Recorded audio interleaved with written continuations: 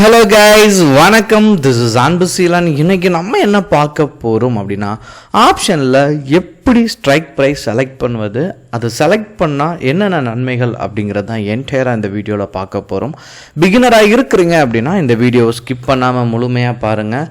Education பர்பஸ்க்காக என்னுடைய Telegram group, WhatsApp குரூப்பில் இணையனும் விருப்பம் உள்ளவங்க டிஸ்கிரிப்ஷன் பாக்ஸில் லிங்க் கொடுத்துருக்கேன். அந்த லிங்க்கை பயன்பெற்று கொள்ளலாம். இப்போ நம்ம வீடியோக்குள்ளே போகலாம்.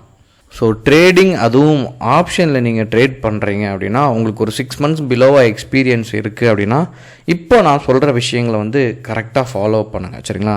பொதுவாக நீங்கள் ட்ரேடிங் அப்படின்னு விருப்பப்பட்டோடனே, ஆசைப்பட்ட உடனே உங்கள் காதுக்கு அடிக்கடி கேட்குற வார்த்தை ஒன்று நெஃப்டி, இன்னொன்று பேங்க் நெஃப்டி, சரிங்களா? இது ரெண்டுமே ஸ்டாக் மார்க்கெட்டில் ஹைலி ரிஸ்க், சரிங்களா? எந்த அளவுக்கு ரிஸ்க் இருக்கோ அந்த அளவுக்கு ப்ராஃபிட்டும் இருக்குது, சரிங்களா? பட் தெரியாமல் உள்ளே வந்தீங்க அப்படின்னா ஹியூஜ் லாஸ் வரதுக்கான பாசிபிலிட்டிஸ் ரொம்ப அதிகம். ஸோ இதில் ஒரே ஒரு விஷயத்தை யதார்த்தமாக புரிஞ்சுக்கோங்க. இன்றைக்கி பேங்க் நிஃப்டி எவ்வளோ ட்ராவல் ஆகிட்டுருக்கு அப்படிங்கிறது உங்களுக்கு தெரியணும். ஸோ பேங்க் நிஃப்டியோட சார்ட்டை வியூ பண்ணுவோம்.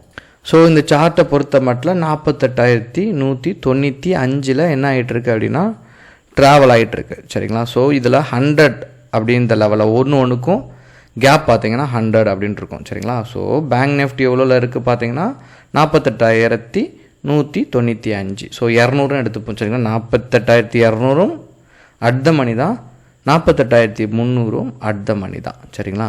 இதில் தான் நீங்கள் என்ன பண்ணணும் அப்படின்னா, பொதுவாக ஒரு ட்ரேடை 5 நிமிஷத்தில் க்ளோஸ் பண்ணிடுவீங்க அப்படின்னு ஆசைப்பட்டீங்க அப்படின்னா இதில் ட்ரேட் பண்ணுங்கள், ரொம்ப நல்லது, சரிங்களா?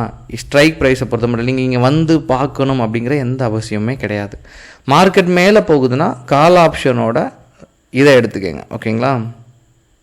மேலே போகும், அதாவது பேங்க் நிஃப்டி மேலே போகும் அப்படின்னு கணிச்சிட்டிங்க அப்படின்னா நீங்கள் அந்த பர்டிகுலர் பாயிண்டில், சரிங்களா, கொஞ்சம் கீழே பார்த்து எடுத்துருங்க. இல்லை இது நான் புட் மார்க்கெட் கீழே இறங்கும், நான் பை பண்ண போகிறேன் அப்படின்னா அதில் இருக்கிற கொஞ்சம் மேலே இதை எடுத்திங்கன்னா புட்டுக்கு கொஞ்சம் நல்லாயிருக்கும் மூமெண்ட், சரிங்களா? இது இன்ட்ராடே பண்ணுறதுக்கு. இல்லை நான் ஹோல்டிங்கில் தான் கொண்டு போக போகிறேன் அப்படின்னா நல்லா புரிஞ்சுக்கோங்க. கால் ஆப்ஷனை பொறுத்த மட்டும் இந்த எல்லோ ஷேடோ இருக்கா, இதுதான் என்ன அப்படின்னா இது காலுக்கு இந்த மணி, இது புட்டுக்கு என்ன அப்படின்னா இந்த மணி.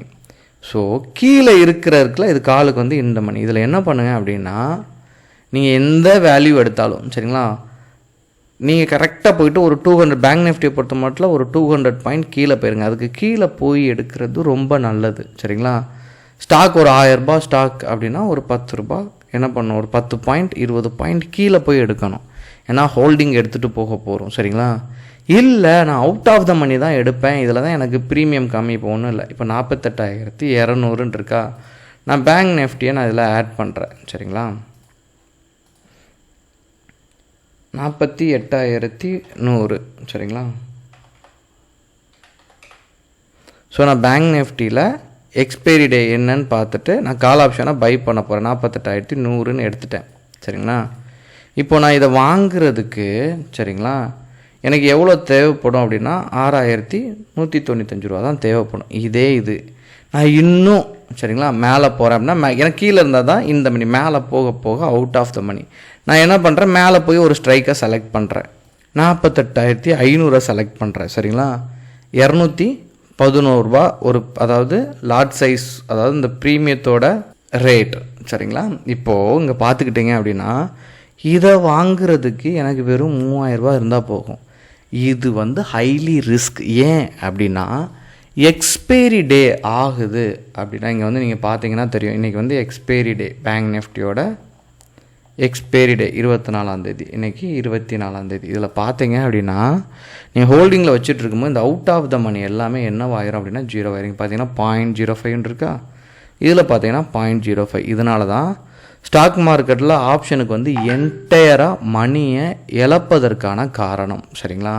இதை நல்லா கவனத்தில் எடுத்துக்கோங்க. அவுட் ஆஃப் த மணி போகிறீங்க அப்படின்னா வச்சுக்கலாம், ஆனால் அந்த வீக்லேயே உங்களுக்கு நல்ல மூவ்மெண்ட் இருக்கும். 1 or 2 டேஸ்லேயே நல்ல மூவ்மெண்ட் இருந்தால் ப்ராஃபிட், அதுதான் உங்களுக்கு ஷோ பண்ணுறாங்க.